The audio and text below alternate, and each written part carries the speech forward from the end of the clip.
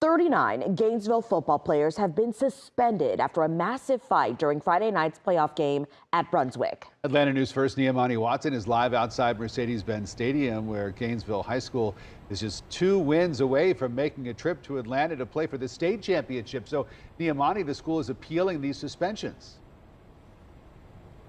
That's right. The Georgia High School Association made that decision to suspend 39 Gainesville players from this week's game, but Gainesville School District officials are defending the players, and a hearing for that appeal is set for this morning. Now, this is a video of that massive brawl, on-field brawl between Brunswick and Gainesville football players. The fight broke out near the end of the third quarter as Brunswick was down 42-0.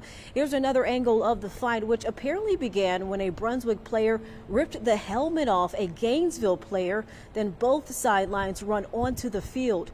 Gainesville City Schools Superintendent Jeremy Williams disagrees with that decision to suspend the players, saying in part, quote, "While we typically do not condone this type of behavior, we will not sit back and watch our teammates be assaulted by ripping off helmets, punching, and barreling over a helmetless player. The large majority of our team entered the field with the intent to separate and resolve the incident, not escalate." People who live in Gainesville think the same. You should be worried about any kid that wouldn't rush onto the field defending their brother in that game. My hope is that at the appeal level, there will be a different take on what has happened.